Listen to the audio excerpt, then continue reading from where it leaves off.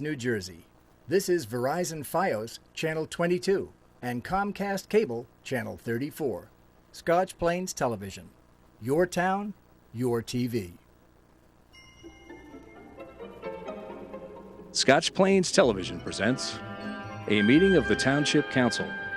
And now, from the municipal building, the Scotch Plains Mayor and Council. Ready? Michelle, she's going to be here. I don't want to miss the best. You ready?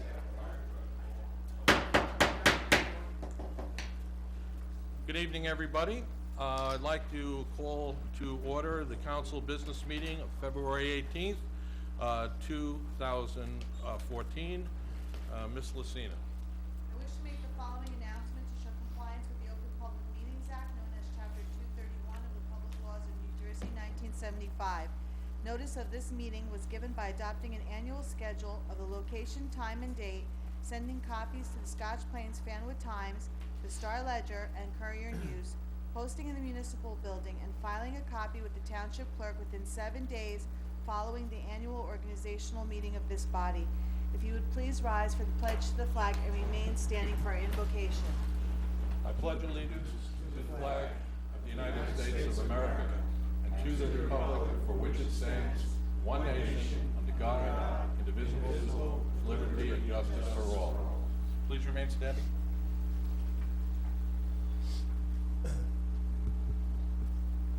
Bless us as we gather here today for this meeting. Help us to engage in meaningful discussion, allow us to work together as a group, and nurture the bonds of community. Continue to remind us that all we do here today and all that we accomplish is for the service of our community. We wish good health, peace, and prosperity to all those gathered here tonight in this room, their families, and all those throughout our town as well. Please protect the men and women in uniform who serve our nation and our community. Keep them safe and grant them success in all of their endeavors. May God bless all of us, the Township of Scotch Plains, State of New Jersey, and the United States of America. Amen. Amen. Thank you, Vicki. Ms. Lucina, would you please call the roll? Mrs. Giovanella, Mr. Jones, Here.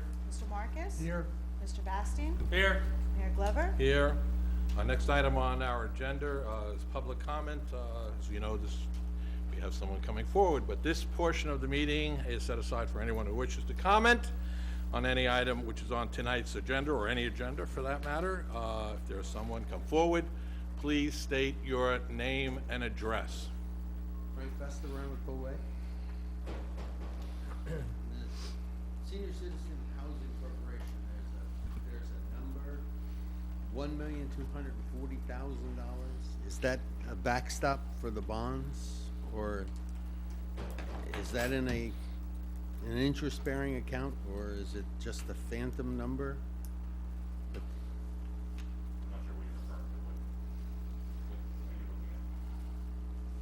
to. The last time the people from the Senior Housing Corporation was here, they said that there's this $1,240,000, and I am questioning whether it's through you, Mr. Mayor, whether it was is it our money? Is it in an interest-bearing account, or was it something that we had to backstop the bonds with?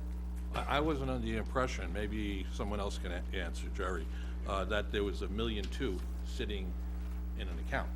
Well, it would have been in their I don't have documents. those notes in front of me from 2 Okay. weeks ago. Okay, thank you.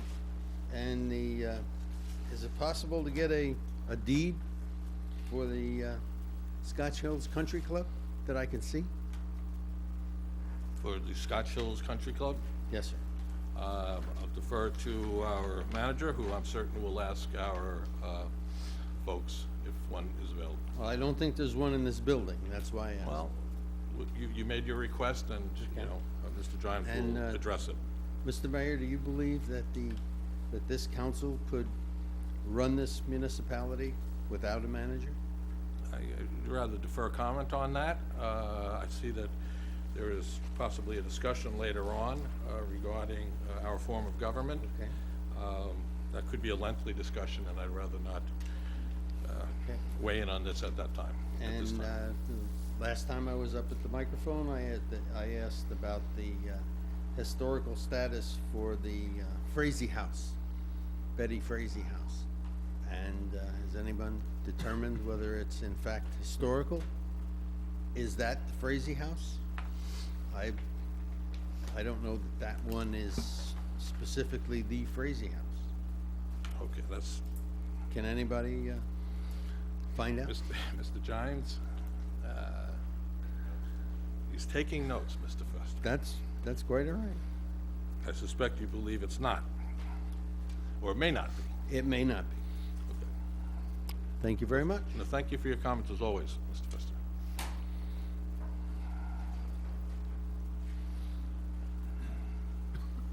Elmer T. Terry, 1421 Rowley Road, Scotch Plains. I wasn't going to speak about the Frazee House, but speaking of the Frazee House and deeds, I happened to come across a document dated in December 1760 of a gentleman selling 7 acres with a brook on it in the Ash Swamp to Gershom Frazee in 1760. So that might be the deed you're looking for, but anyhow, I'm here to speak about Set that one up, Frank. I mean, we didn't, that's quite interesting, Mr. yes, I'm here to speak on the Shady Rest, and it's my understanding that we've had money appropriated to emergency repairs on the roof, and that it's been investigated, I guess, by the architect, and I was wondering what the status of that is and when that's going to move forward. There's been no money appropriated for the roof in general, and the report hasn't been received yet, so when we receive that, Well, it was my understanding that we got a grant from somebody for, we got a grant to do the preservation plan, the report. okay, And that report's being done now, and when that report's complete, which should be a few weeks from now, then we'll have an idea of what we're gonna be doing with respect to the structure of the building. well, my understanding was that there was some $140,000 that was available from the county or for somebody or other. Am I mistaken, or is that, I can tell you, we applied for 2 grants and we received the one for the preservation plan. okay, thank you. May I ask, Mr. Terry? Well, excuse me. What basis you had that you thought that had taken place? Well, I don't have any official basis. I didn't see anything, but from coming to the meetings and everything, I've heard those numbers bandied about.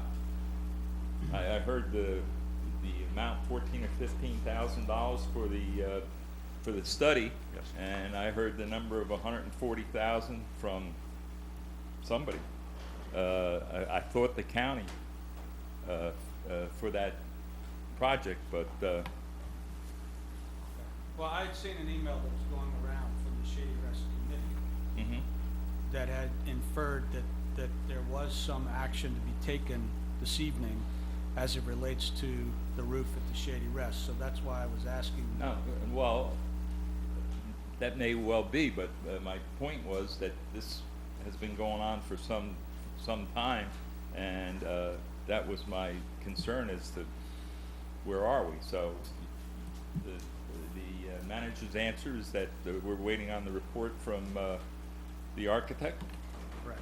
Well, I'd like to weigh in on that as well. I think I know what Mr. Terry is referring to. We discussed when we were hiring the architect, Mr. Gimes, that we were gonna isolate the roof. And, because we felt that that was in dire need of repair, and it needed, our immediate attention. Happens to be that the architect has shared with some folks that, he was advised that that roof was not a priority, okay? That he was to finish the overall report, which could take him some time, which probably would take us through the winter. And those were his standing instructions. And now, my clear understanding that you were going to request that we isolate the roof and present to this council, what we could do. Because the last thing we wanted to do was to have that roof collapse.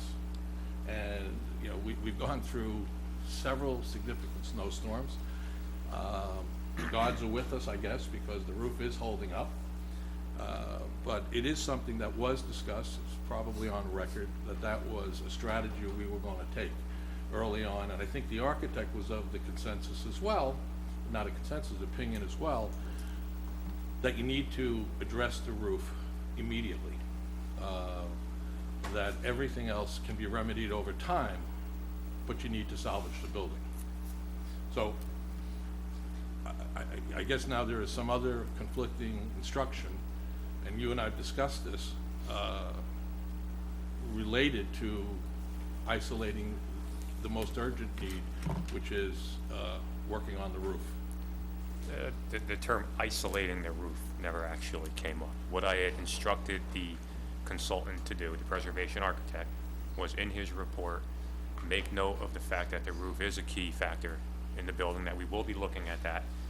And when that report's complete, that if that's one of the first things that can be looked at as that draft document's done, then we'll take a look at it. He was never instructed to write up plans for the roof or architectural plans for the roof. He was instructed to do a preservation plan, and that was in the scope of his contract, and that's what he's doing.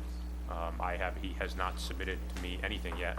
I spoke to him approximately a week and a half ago, maybe 2 weeks ago, and just to kind of get a status update, and he's going to be submitting a status update on that, shortly. But that's my understanding of the contract, and that's what the contract says. Mr. So, Jones, I don't want to belabor this any further, but it is my clear understanding in conversations with you that whether we call it isolated or address, choose the word, we need to get back on that, and maybe we'll have this discussion further at our conference meeting. But I know that we had this discussion. I also, Please. I have a question. I mean, it may bring some clarification to this. I remember when we first discussed having the building identified for a prospect for the historic study and moving forward to really bring longstanding preservation to the plan, there was some discussion about the roof. And I think at that time there was a concern that could the building handle a new roof? So in your preliminary conversations with the architect, has he offered any, have you said, when you say preliminary conversations, has he given us any indication that the building can handle a new roof as it is right now? no, my conversation was really just a status update on the report and where we are. I do, sorry. No, that's okay. I myself would never have anticipated a winter like this. And I know that, I don't know where he read it, but my husband was telling me recently that there's some encouragement for people to remove the snow from their roof. So, I guess the roof is even becoming a more pressing matter under these circumstances. Is there any way, and I know you don't have the written documentation yet, we could have a preliminary discussion with him sooner than later about what steps need to happen, that kind of thing? Yeah, no, that's fine. I can invite him in here on a conference meeting. I do very specifically remember in one of these council meetings when we had a very packed crowd and talking about this preservation plan and talking about the timeline, literally turning to the audience and saying, not to expect a roof until the preservation plan is complete. I said that, it was on camera, I remember saying it. So, we were at that point we were trying to really prioritize what we were doing. So, I do remember that conversation, and sure, I will absolutely have him come in here at the next conference. Because I think the genesis of that conversation, if I remember correctly, was the idea that we didn't want to make repairs that could potentially cause more harm to the building. But the way I see it now, we're really in a bad situation because of the amount of. Has anybody doing anything to remove some of the snow from on top of it? No. Oh, it's slid off. Hold on, folks. Let's hold. I'll follow up with, I don't know what the recreation department's done. I have, with our municipal buildings, yes, we have looked at our municipal buildings. because the news has been hit with a lot of these things in the last 48 Thank hours. you. Mr. Giants, just to bring closure to this conversation, I don't agree with you, but that's okay. Respectfully, I disagree with you. You know, I met with the architect. You instructed him to meet with us, or me, and others. And I came into your office afterwards, and my understanding of late, that he does have a plan, he does have an estimate addressing Ms. Councilwoman Gillenel's concern, whether the roof can have support, the structure can support a new roof. He is given an estimate or suggested what he had a professional in to look at this would be. So I suspect we should have a lot of information then, because I believe he has it, he's concluded that already. But I wish, since all the administrative service of the municipality is supposed to go to the manager's office, I wish he would share that with me. Well, he said, all I can tell you is that there was a meeting that you, I understood, orchestrated with members of the Shady Rest group or the historical group, and that they had been told this information. And Mr. Giants, I certainly don't circumvent your role as our manager and our form of government, but clearly I had spoken to you, and you were well aware that the manager was meeting with me. I mean, with that, not the manager, that this gentleman was meeting. My concern is that, Listen, excuse me, I haven't recognized you, but I'd like to say, we're all on the same page here, I would hope, that we need to preserve this building. I have the letter from the USGA that I received only this week and that I'll read later when we get to reports on special committees. But I think it's best, since I'm certain this entire council is supportive of restoring and preserving the Shady Rest, that we wait until our conference meeting, with your suggestion, meet with this architect and get, you know, some more information so we can move forward. point of order, may I make a comment, given that others have on this topic? Yes, you may. I mean, I'll ask you, but you had commented before, so I certainly don't want to cut you off, Mr. Councilman. My concern is that, as a council, we put a process in place to evaluate the preservation of the Shady Rest. We specifically made, and I know I made the comment, that if we are going to preserve this as an historic place, slapping a roof on it is going to be counterproductive if it doesn't meet with the requirements of being designated as historic. This council, the governing body, as a majority, voted to assign an architectural engineer to do a study to look at the viability and the cost required to renovating this building, including a roof, if that was the course of action.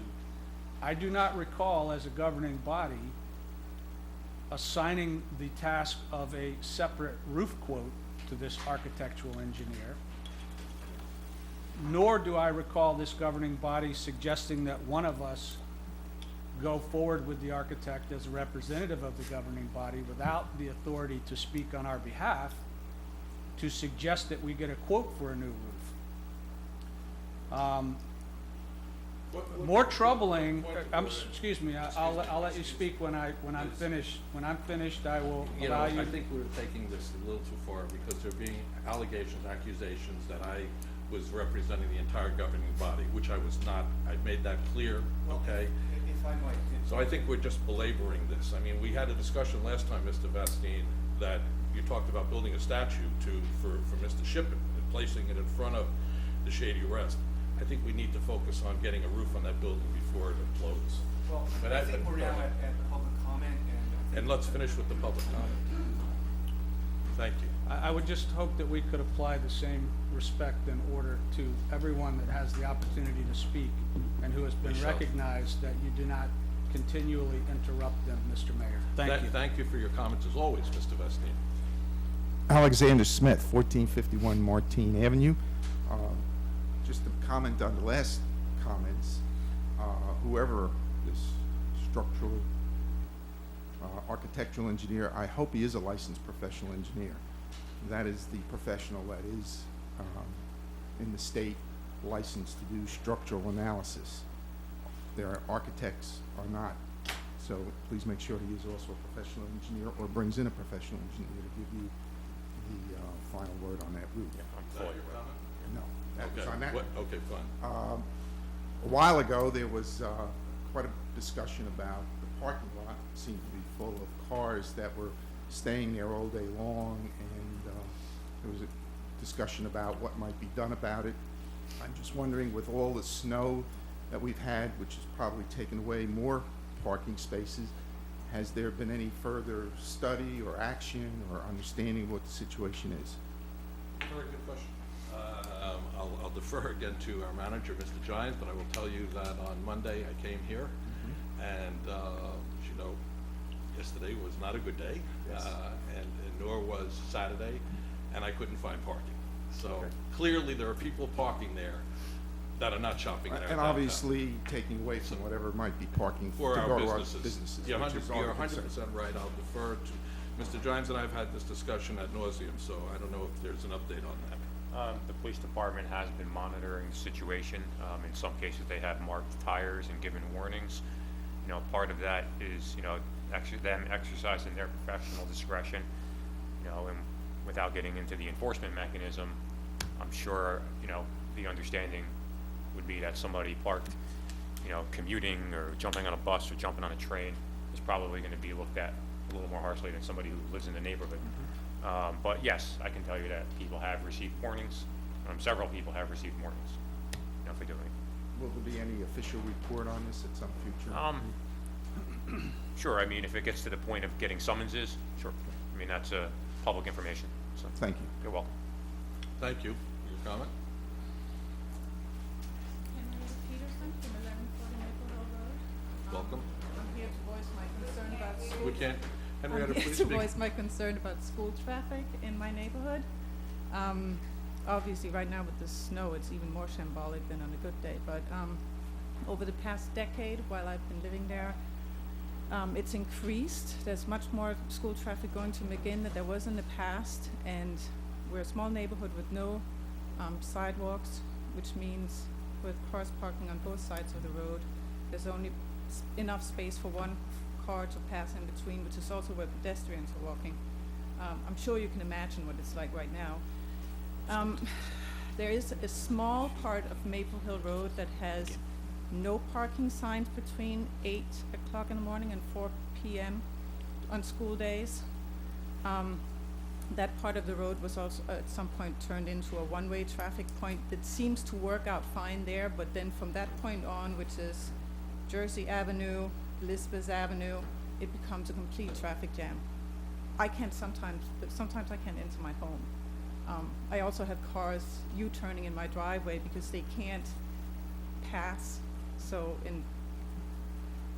because there's no other way for them to turn their car around and leave the area, they turn in the drive. And my concern is with all this turning and traffic both ways with only space for one car and the kids walking there, the situation's just not beneficial for anybody. I've tried calling the police for them to come over and at least produce some kind of record that this is going on, but I can't get their attention.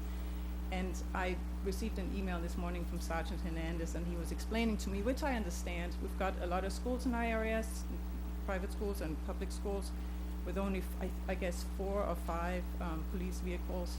They can't attend to everybody.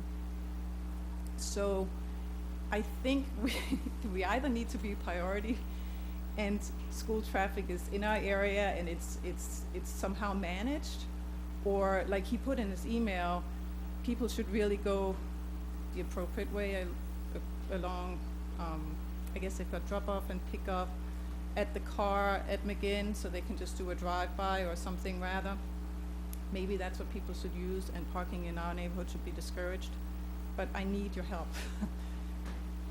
And I'm not really sure what to do at this point No, I because I'm think not getting attention. you've come to the right place, Well, I that sounds believe. good. Okay, and I would encourage, Mr. Giants to reach out to the Board of Ed, maybe even consult, with the lady, and just drill down on what the issues are there. This has been an ongoing problem, and I suspect with the snow, it's only been, It's only terrible now worse. because there are a couple of corners that have no parking from here to the corner, but it doesn't matter, everybody parks there, and I just looked at it tonight, driving here, and there's really not enough space for 2 cars to enter and leave, let's say, Jersey Avenue at the same time, and so you add 2 parked cars, it's totally parked.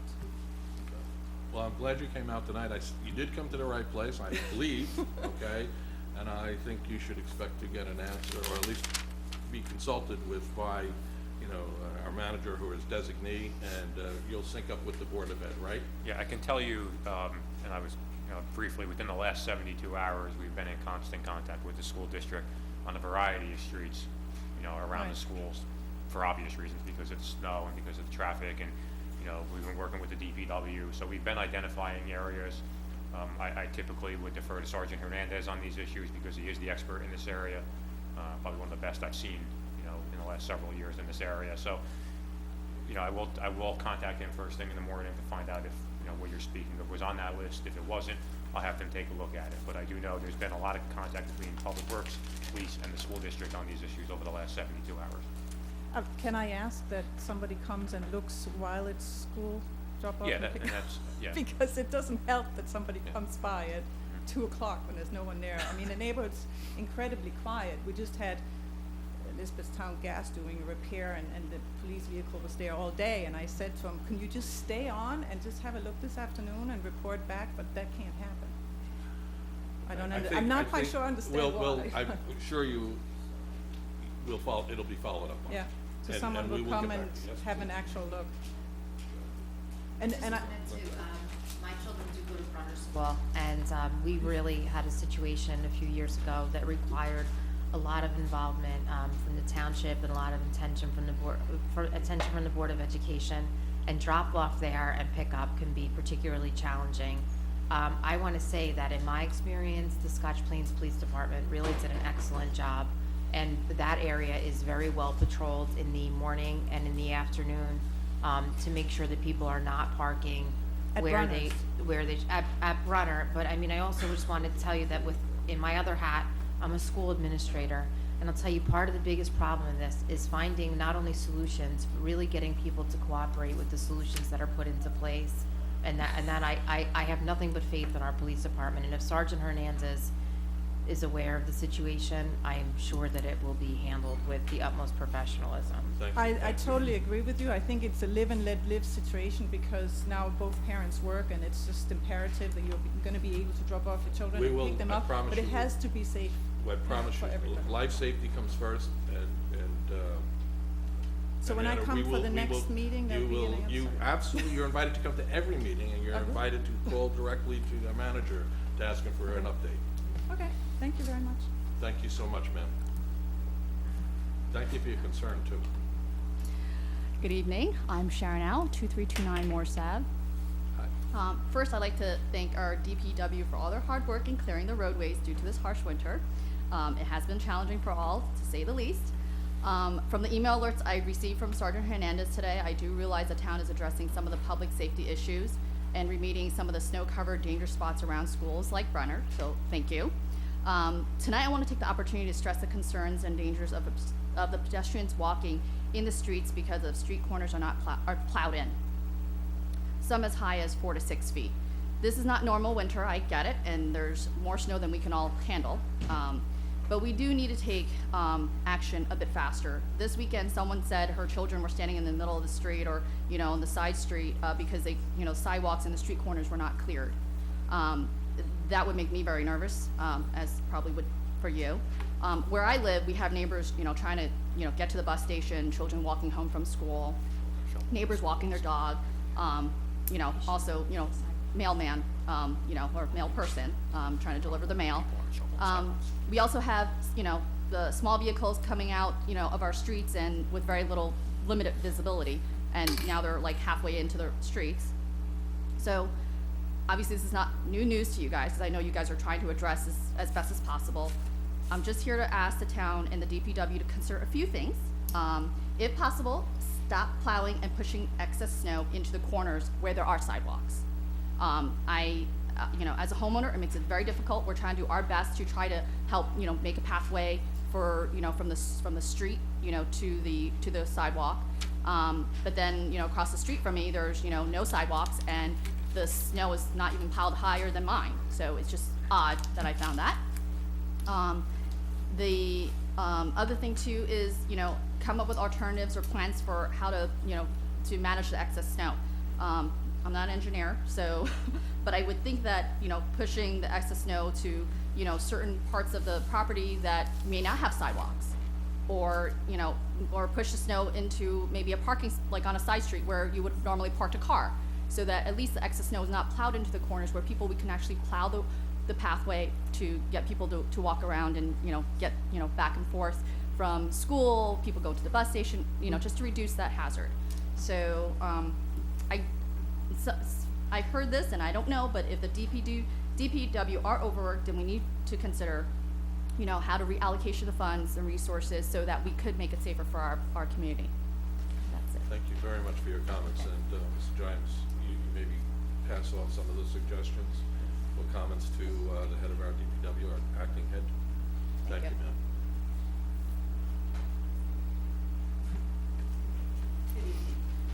Sylvia Hicks, 435 Hunter Avenue, Scotch Plains. I'm here on two things. One, the Shady Rest. Unfortunately, we had about 35 people that were going to attend tonight, but one of our lifelong mothers of Scotch Plains, she passed away, and her wake is this evening. Our condolences. So on behalf of all the 35 that could not attend, and Reverend Porter, again, we wanted to also receive a status on the roof, and had Mr. Jimes receive the proposal from the historical architect. I was one of the people that the historical architect did meet with. I was surprised because he got my phone number, and I don't know how he got it, but I was very pleased and I was very happy to meet with him. For the record, not from me. But Not for me, so it's a mystery. he did say that structurally, it can handle the roof. And I'm hoping that you all please move on this as quickly as you possibly can. I'm glad that whoever was vain enough to build that building made the roof steep enough to address you, Colleen, that the roof was steep enough that the snow slid off. That's good. All right, but and to Mr. Terry, in September you did vote on the $138,000 historical study. In October, you then came back with a historical architect, and the roof was brought up at that time. My memory, I'm not going to swear to it, but the roof was in so much discussion that you had folks thinking that the roof was going to be put on. So that's all I'm going to say on that. I'm done with that. I'm here on a personal note. If I could show you some photos. Yes, I thought the Department of Public Works also did a pretty good job with the snow, given the fact that we received more snow than we would like to allow. And I would like to show you these. If you don't mind. Please. These are pictures of my front yard. I came home to find that the DPW dumped all that snow in my yard. Not in front of my house, not on the curb, not on the street, but in my yard. My neighbor to the left of me received a good dumping. The neighbor to the right of me received a good dumping. I have about 5 feet of snow sitting in my front yard. I take very good pains and time. I'm very vain about my house. Now, I mean, I know snow can get ugly, but that is now downright ugly. I look like a parking lot, and I don't expect that hill of snow to go anywhere until June. Now, we took pains, my neighbor and myself. If you see the one picture where the telephone pole is, there's a drain there, a sewer drain. My neighbor, my nephew, and myself, we cleared the drain so the runoff could come. So it wouldn't puddle up in the middle of the street, which it usually does after the snow. Now, with 3 hills of snow and no place for the water to drain, where do you think it's going to go? Dead in the middle of the street.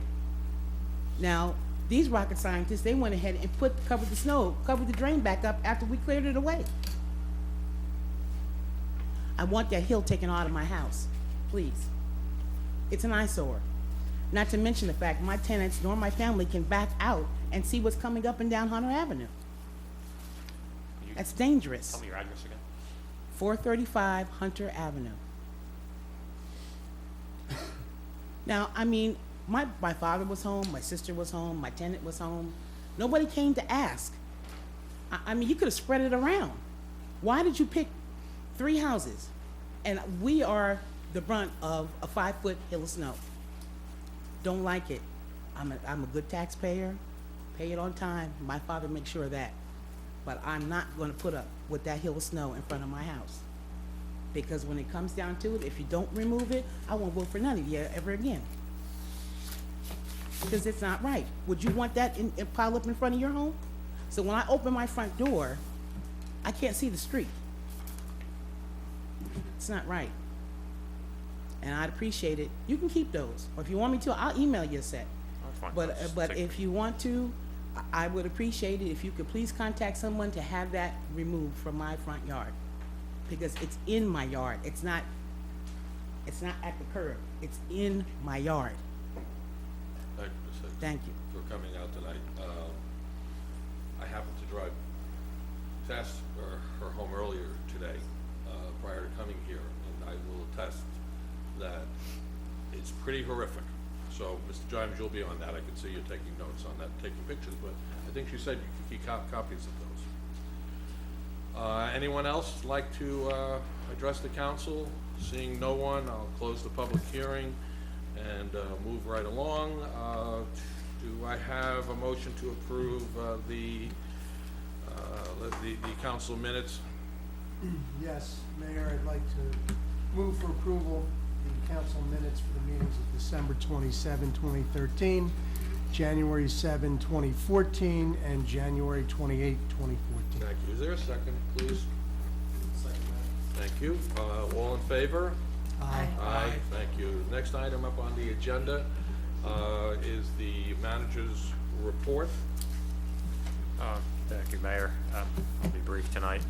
Just a few small things. You have your capital budget that was put in your dais tonight. We'll be having the budget workshops and meetings within the next 2 weeks. Bonnie can mention those dates. Surely we have them tentatively scheduled, hoping you're all available. If not, let me know. I'm not sure what departments are going to be at what meeting yet, simply because there's some scheduling conflicts with the departments, but the tentative meetings are set.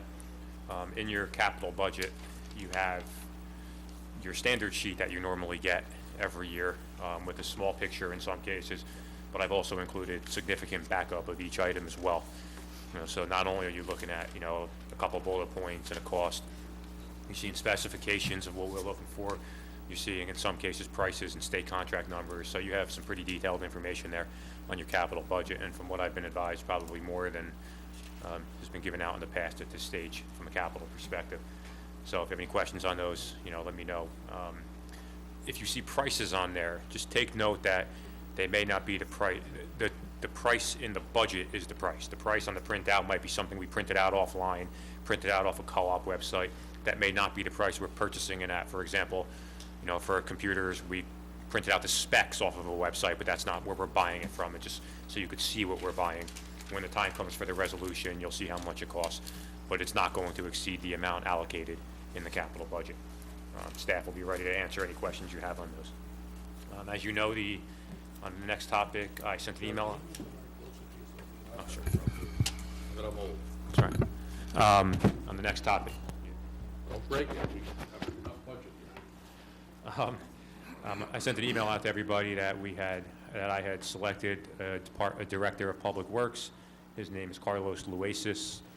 He had offered to be here. I told him it wasn't necessary because he's going to be at the budget workshop meeting next week, so you'll have the opportunity to meet him next week. But if between now and then, if you're interested in popping in, saying hi, just give me a shout, let me know, and I'll definitely make him available to you. He'll hit the ground running. This is somebody that comes to us with significant experience with one of the largest paving companies, so he's worked on many municipal road projects in the past. He's got significant experience in a major national chain in terms of auto repairs and mechanics, in sales and management and leadership positions, and additionally, he's got an extensive background in landscape architecture. And those three things, as I said in the email, are the three main day-to-day focuses of the operation of municipal government: auto mechanics, repairing of our vehicles, road paving, obviously, which is one of the most expensive. So, and labor, contracts, purchasing. So he comes with us. He's very experienced. I have absolutely 100% confidence in Carlos, and I think you're all going to like him when you have the opportunity to meet him. On your agenda, you're seeing the release of the bond for the Newmark School. And I bring that up because I had the opportunity to tour that school recently with Dr. Peters.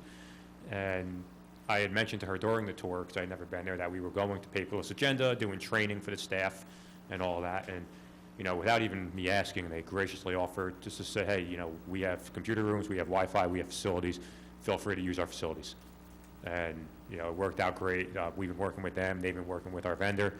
And they're going to provide everything we need for, the half-day training seminar for the employees to be ready for this. So I really just wanted to publicly acknowledge them and thank them for being great neighbors and, a great part of this community. I was very impressed, as I'm sure you all were, if you had the opportunity to tour there, to see that building. And, when I was in college, I worked at a school similar to that, for the same, similar type of population. So that's something that I care very deeply about. So thank you to them, and their performance bond is all in working order, so you can release that tonight without any issues.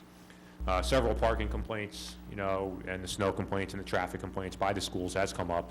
I have been in contact with the school administration. The chief has, the acting director of Public Works has, up until recently. So we've been addressing that. Obviously, it's not easy. We've had probably the most snow accumulation we've had in close to 15 years, and we're dealing with it. We know there's problem spots. We know there's spots we have to address.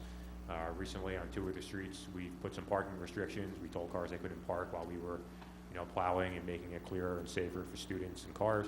And we're going to probably continue to do that on an as-needed basis.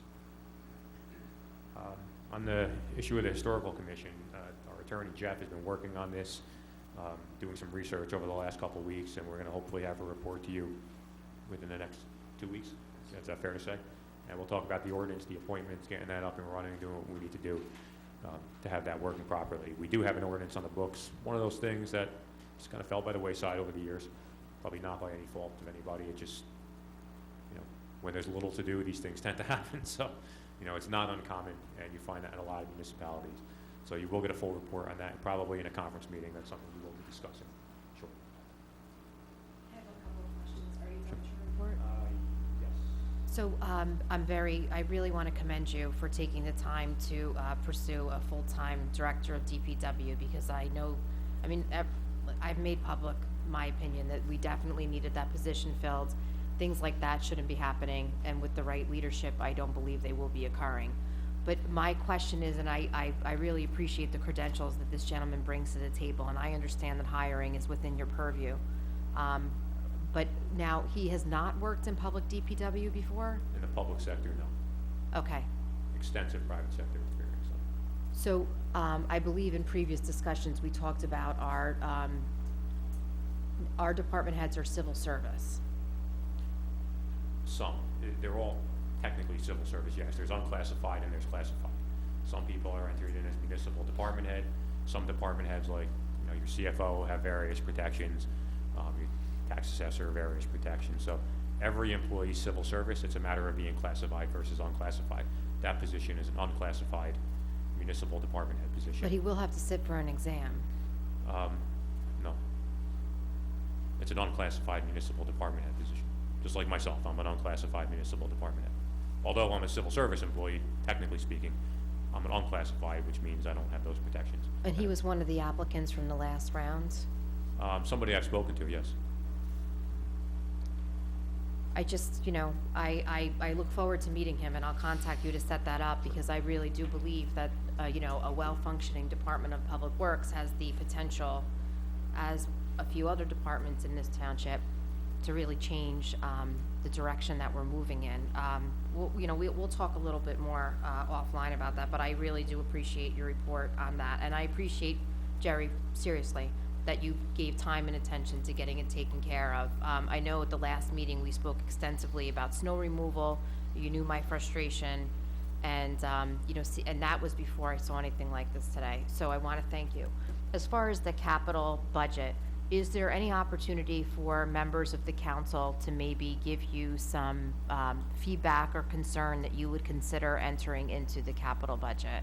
For example, today I had the opportunity to tour the Resolve building, and we're going to have to figure out something with that building.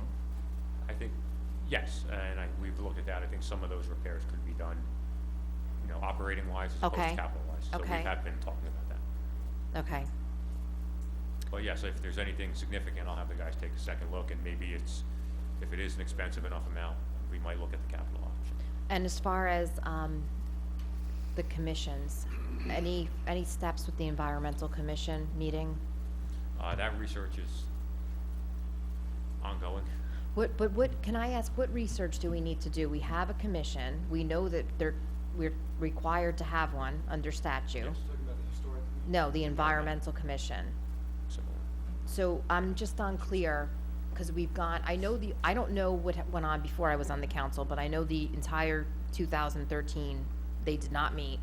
And now it's February of 2014, and I thought the way we left it was we were trying to isolate who the chair would be, that there would be meeting with chair, and from there it would be up to the chair to schedule the meetings. So I'm just trying to find out where we're at with that. I mean, I appreciate the fact that we're researching, I just don't know what we're researching. As I was looking at it a little further, and I don't want to get into it too far until Jeff is completed with his looking into it. There's issues with respect to the appointments of the commission. You know what I'm talking about. We'll talk about that at a future point, very soon. I'm very anxious to hear what that might be. Thank you. I have some things during reports of special committees. Oh, and I want to thank you, because I've seen increased communication this week, and I appreciate it. Definitely a step in the right direction. I had a question with regards to the budget workshops. In the previous meeting, we had discussed making some of this information available to the public prior to those workshops in a redacted form that don't include specific employees and so forth. Is it my understanding that all that would be required to do that is a vote by the majority of council? So would it be appropriate for me to make a motion now that we make these documents available so that the public has the ability to kind of prepare for those budget workshops? Those are open meetings, correct? Yes. So I would like to make a motion that we make a redacted version of these documents available to the public for their review so that they have an understanding of what we are going to be discussing in our budget workshop meetings. There's little to redact. I mean, there's not employees' names and information in there, so to be honest with you, there's not much to redact. So if there's a motion on the floor, is there a second? I'll second that. I actually intended to make a similar motion, and the motivation behind that was, like you said, is that we have we have workshop meetings coming up which are available or open to the public. Last year at this time I was a member of the public. I attended those meetings. They were interesting, but they'd be more informative if an individual from the public had the opportunity to read the material in advance. So with that in mind, I think it's the appropriate thing to do in the name of transparency to go ahead and make those documents publicly available. So I second that motion. We have a motion and a second.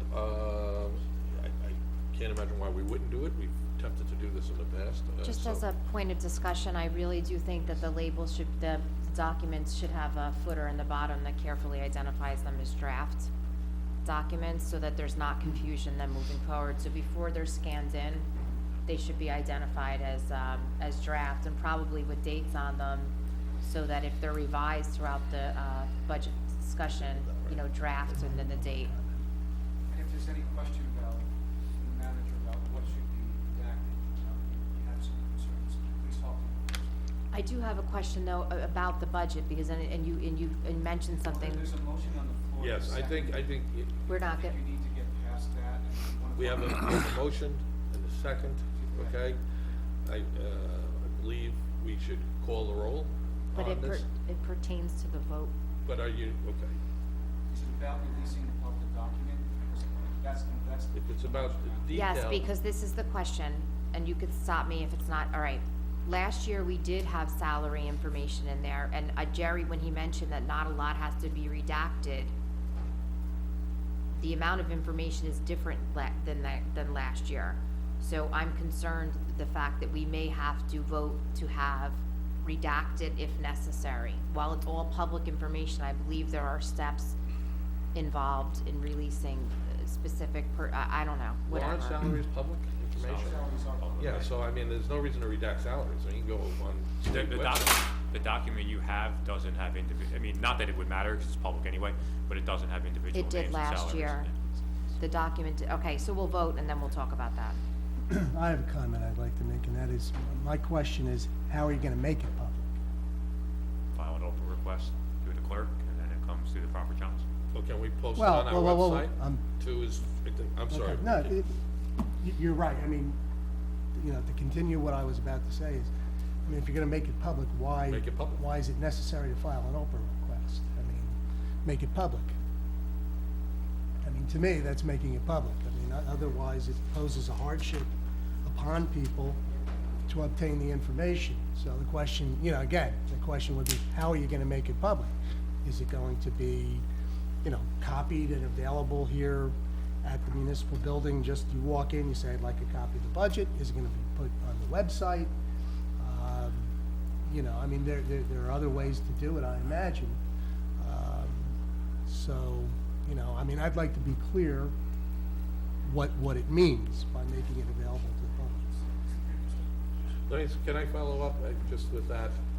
Scanning website, doesn't matter. Gentlemen, as you know, Jeff, we've been working together for a long time. I've tried to wanted to make this public in the past, but, you know, the council has to prevail. You have to have 3 votes. I believe all we need is 3 to make this public, and the prior administrations weren't as maybe willing, for whatever guidance they were given, to make this public. So I'm encouraged that we'll make this public, and I would say, to Deputy Mayor's point, we should make it as accessible as possible. I happen to know that there are other municipalities that do post their working budget. So, you know, I'll leave it to you. Make it public. Right, I mean, the only. Obviously, you know, discretion, Jeff, if there are things there that, Well, if it can be done readily and put it on the website, then I'm sure Jerry doesn't have a problem with that. If it's a problem of the ability to put it on the website, and it's more accessible to just leave a copy or both at the clerk's office, I'm sure he'll use his discretion on it. I'm sure he'll use his discretion in the proper way to make it done. I don't think he wants to hold back information from the public. My biggest concern is that if he has any questions regarding what is privileged, that he at least contact me, and he will. Absolutely. I'm sure he will. Jeff, is there any legal issue whatsoever with regard to when the introduction of the budget is made? I mean, is there anything that we need to concern ourselves with doing it ahead of that You mean introduction? timing? No, in terms of, you know, whether it's appropriate, whether it's permitted. Well, as I've Is it said, as simple as just making the motion? the motion would be to allow the capital budget information to be made public, subject to any redaction that would be appropriate. And the manner in which that document is made public is certainly within the sound discretion of the manager, but I'm sure that hearing what he has from the council members probably would make it available on the website if that's his prerogative. But there's no real concern as long as the council members are aware that they're affording the public that opportunity and they're voting to allow it. My biggest concern is as I said, you don't have to do this, but if you vote to do it, you can. And that's what's on the table right now. There's no harm other than providing privileged information. That's my concern. just to bring closure to this, because we've got committee reports next. We discussed last time that before introduction, we would get it out there, what our final take was, at least a month in advance, so that anyone who had comments, right, Jerry, would have an opportunity to weigh in, so we don't pull the trigger and then have to hit the reset button, you know, if the public were to make a comment that we thought needed to be incorporated into the introduction. Well, maybe push it if you take 4 weeks, only because you're in class. Let's try to make, we talked about a month, so if, you know, I mean, if we can do 3 weeks, I'm sure we could live with 3 weeks, but let's not do a week. All right, there's a motion on the table. Is there, and there is a second, all those in favor? Aye. I don't think we have to do a roll call. Okay, reports of special committees. Please. Deputy Mayor, you said you had something you wanted to I wait? believe there's some others, so I'll defer to them first, and then I'll get to mine. Okay, who has, report of special committee? So after the last meeting, not the conference meeting, but the meeting before that, we were able to wrap up early enough that I was able to attend the roundtable, the coffee roundtable with the superintendent of schools, several members of the school administration, and members of the Board of Education. It was a very informative meeting. It was a very informal discussion, but there was a lot of information discussed. Several residents came forward with, not really came forward because, as I said, it was informal. But several residents had concerns, full day kindergarten, these types of questions, and there was very strong, detailed explanations offered about why different initiatives have been prioritized in the district and how the district goes about working toward keeping costs for the district as low as possible. One of the items that I thought would be of interest to the public is that the strategic planning process is something that is due to begin shortly. If some of you have never been involved in the strategic plan for a school district, strategic planning is something that involves community members. It involves lots of different people from within the community as a whole. And I would just encourage any members of the public, if you are interested, to really tune into what's happening with the Board of Education, because it's a nice opportunity to have a voice at the table and really do some good things for the township. I also, as far as a report of special committee, not that this is a special committee, but I did have an opportunity to tour the Resolve House in response to some of the email concerns that we had gotten about that building.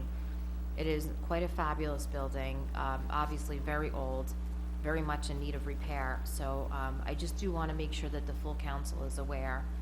And it's actually quite beautiful. I'm surprised that the building is being used for what it is being used for, but I'm happy that it's serving so many people in such an incredible way. But the age of that building is showing, and the disrepair is very evident. So I just wanted to make sure that you're all aware that it's something that we need to be discussing as a council, because our lease agreement I'm not going to comment about the lease agreement, okay?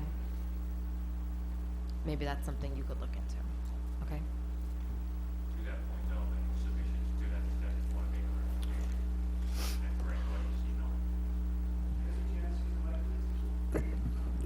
Just on one other note, as far as a report of special committee, again, this is not a committee, this is the council that I serve on as a whole.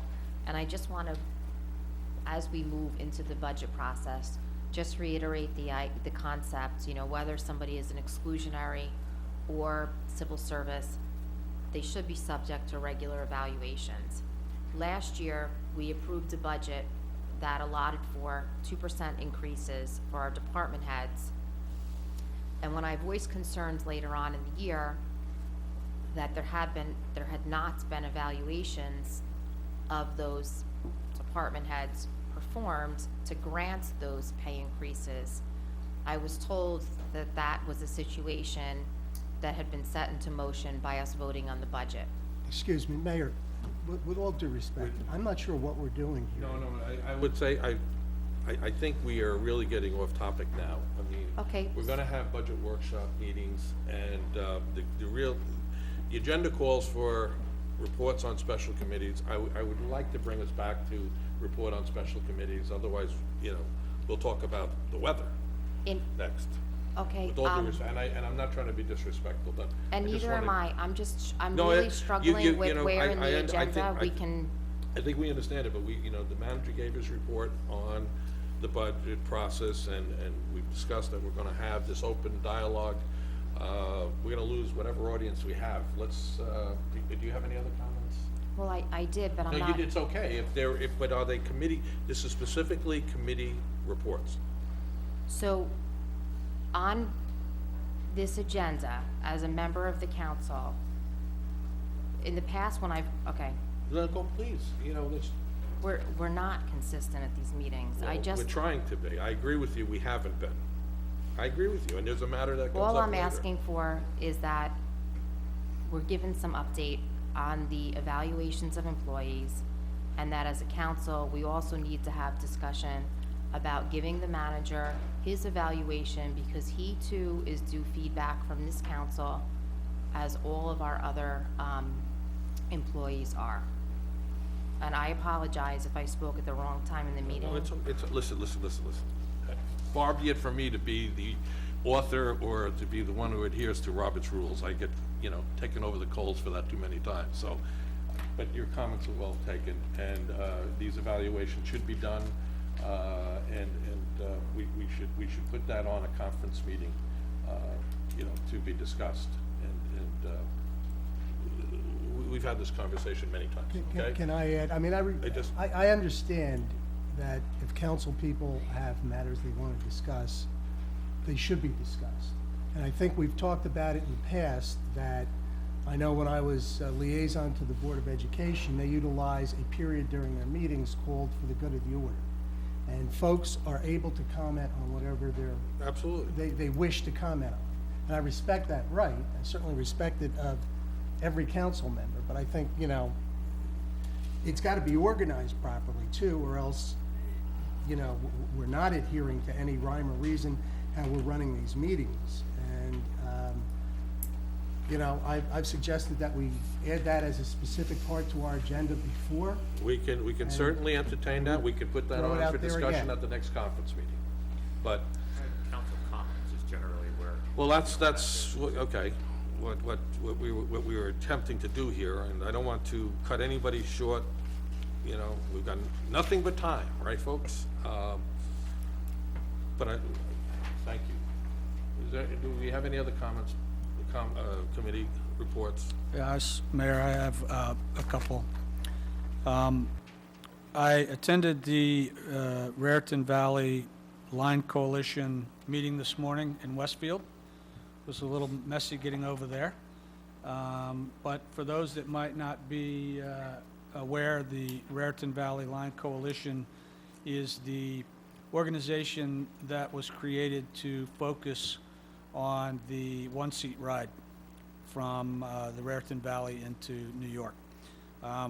You've probably seen a lot of stuff in the media lately about the hybrid trains that the NJT has acquired, and they're going to be allocating a few of those trains to the Raritan Valley line. The first phase, which is going to roll out these hybrid trains, will begin March 3rd. They will be only off-peak during the week. But what it looks like is a one-way trip from Westfield, which is what the schedule that they highlighted, into Penn Station will take about an hour, which is pretty phenomenal considering the typical commute on the Raritan Valley line from this area is an hour and a half to 2 hours. The actual new schedule is going to be sent out to everyone that was there in electronic format, and as soon as that is made available, I will make that available to the public and to some of the other news if they don't have the different. I don't know if anybody was there from the Times today, but I'll send it to you. But obviously, this is a very good thing. When these one-seat ride have taken over train lines, it tends to help a number of things, the least of which is economic development and property value increases and the like. So this is phase one. There are 4 phases proposed, which eventually will take it into a mainstream. But we are embarking on phase 1 as of March 3rd. The second committee that I wanted to make a special report on is actually not a committee, but in the past I spoke regarding our downtown revitalization and the efforts to address that. It is my belief that by creating a ad hoc committee, we would be able to address both the historical past of our efforts in the downtown and any potential efforts going forward. So with that, I would like to make a motion that we... Again, I don't mean to point of order. We just had this discussion of what is business, Mr. Lair, and what we could discuss in conference. And we should try to adhere to getting some signals here. But some form of order here. I mean, you heard the deputy mayor speak. I mean, you know, with all due respect to the councilwoman, now we want to make motions about creating an ad hoc committee. I mean, that's why we have conference meetings. I mean, I would like to make a Okay, motion that we Mr. create, Blair, that can I just get our you- township attorney and our manager work together to draft a resolution addressing an ad hoc committee that relates to the revitalization of our downtown and that sets forth the parameters for this group, which will include business owners, property owners, to study what can be done on a long-term basis with a plan.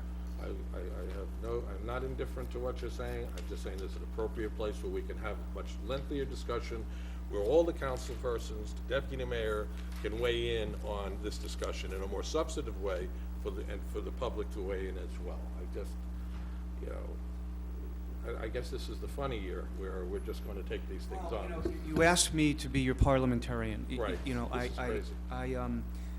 there was a request made by Councilman Marcus to get back in focus. This is that portion of the agenda dealing with reports of special committees. If there's something to report.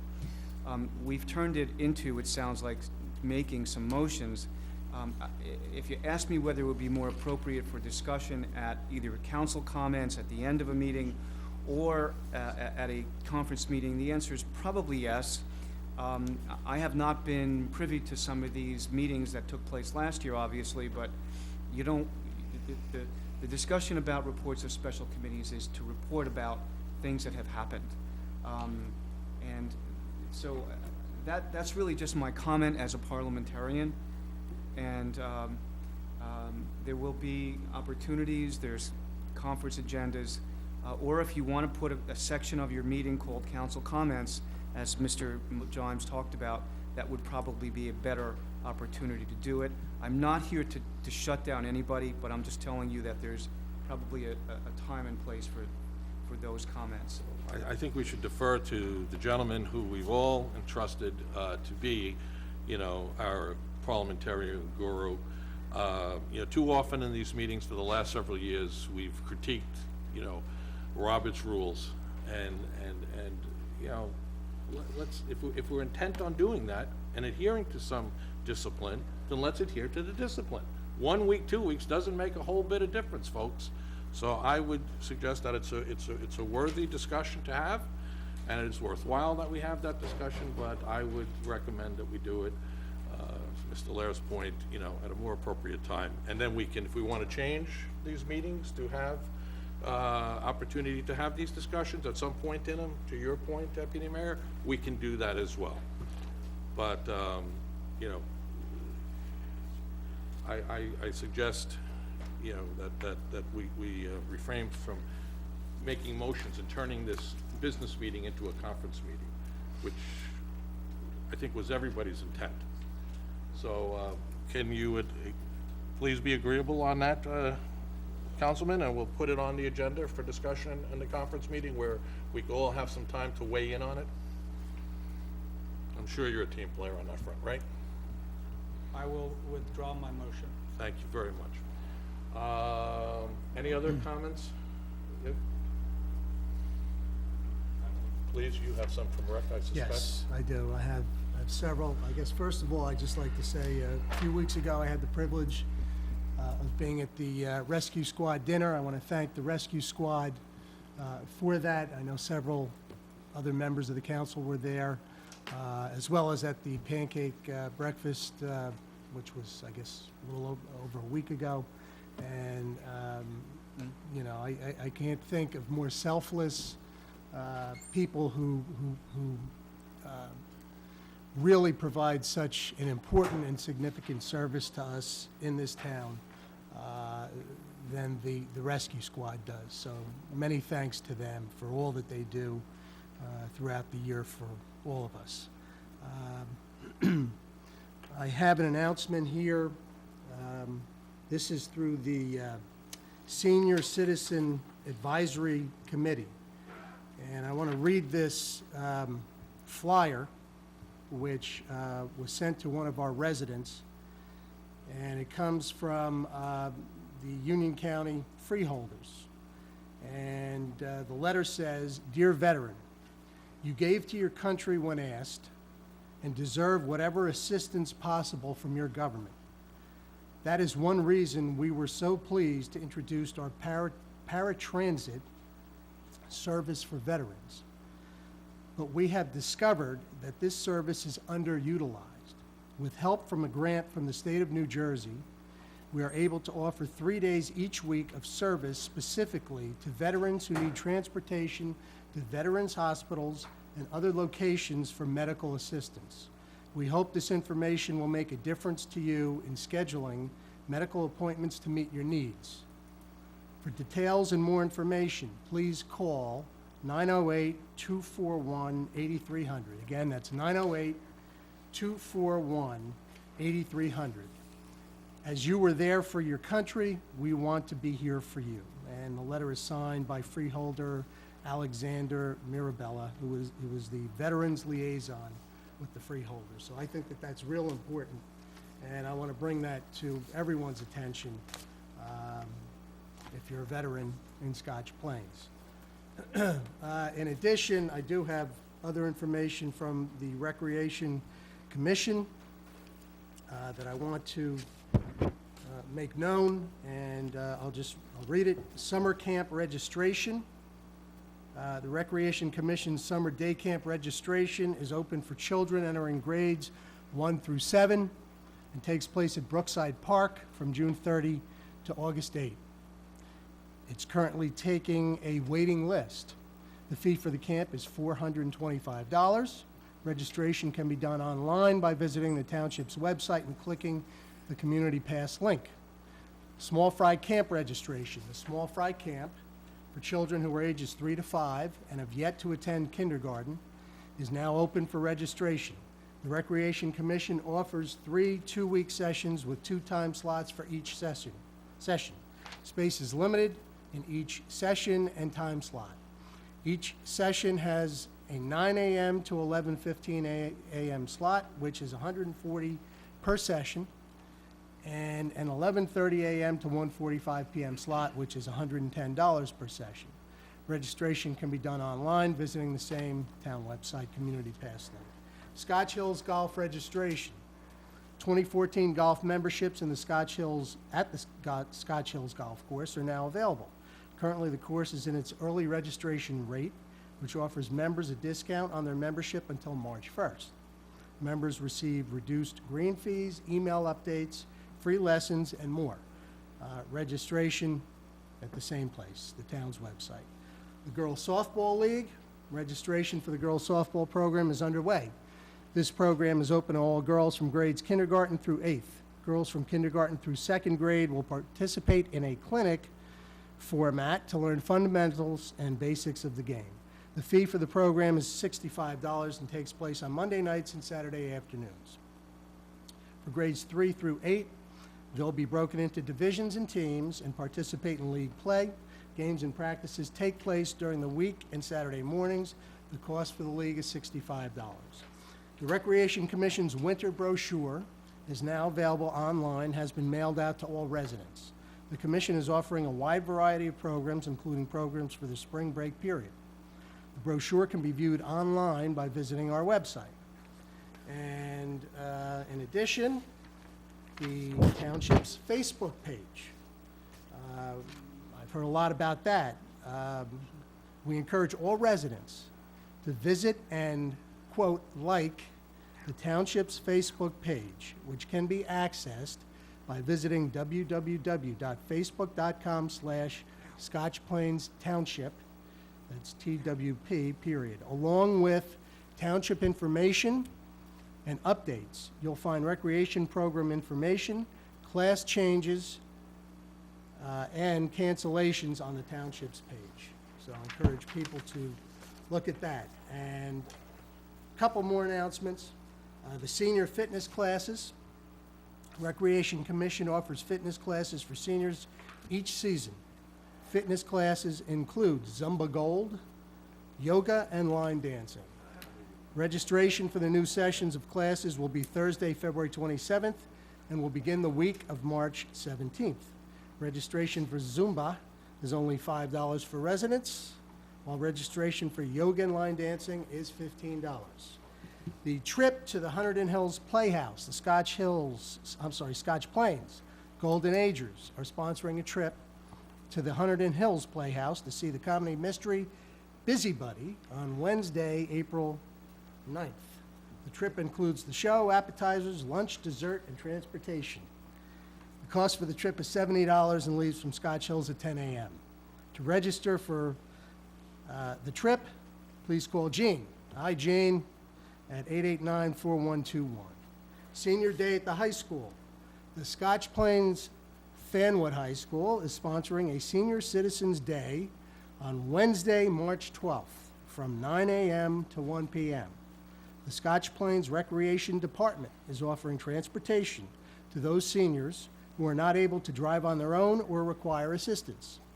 To arrange a ride, please contact the Scotch Plains Senior Transportation Hotline at 908-322-5151. I want to thank the folks at the Recreation Commission for providing all this information through me so I can provide it to you.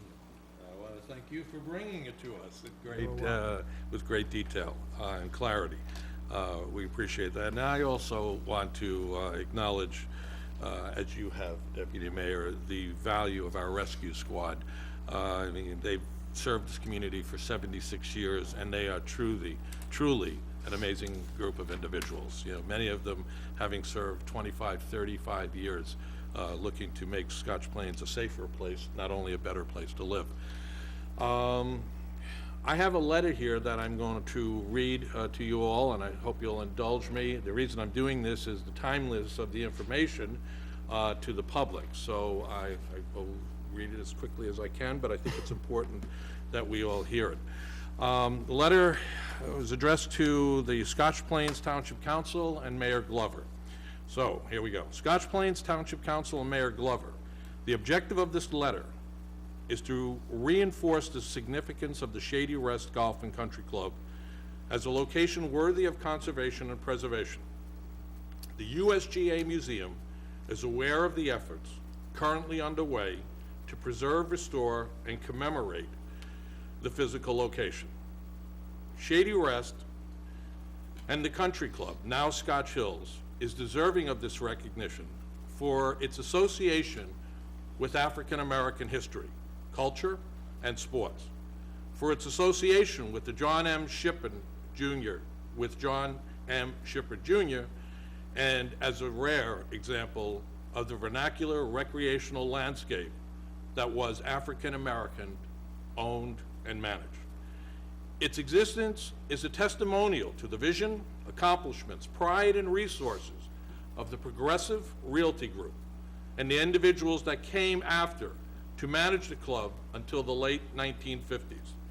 In its prime time, Shady Rest was renowned across the country as a country club with full amenities, similar to its white counterparts. This is significant as it provided opportunities for recreational and competitive sports, specifically golf and tennis, at the highest levels of competition available at the time during an era of Jim Crow laws and segregation. Furthermore, Shady Rest has additional notable value due to its association to John M. Shippen Jr., the first African American to play in the 1896 United States Open at Shinnecock Hills Golf Club. His connection to the Shady Rest is an important legacy that should be acknowledged and celebrated as the golf professional to the club for over 30 years. The USGA Museum and Arnold Palmer Center for Golf History is the world's leading institution in collecting, preserving, interpreting, and disseminating the historical developments of the game. During the past decade, the USGA became concerned that the history of minorities in the game, specifically African Americans, was not being actively preserved and in danger of being lost to future generations. In 2010, the USGA jointly funded the African American Archive with the PGA of America to address this concern. Utilizing the USGA's museum resources, a preservation initiative was begun, and today the growing archive houses thousands of documents, hundreds of artifacts, and many oral histories. We are proud that documents, memorabilia, and artifacts associated with the Shady Rest Golf and Country Club and John Shippen are now part of the archive. Days from now, the USGA Museum will open More Than a Game, a new exhibit focused on how the creation of African American golf clubs positively impacted the community.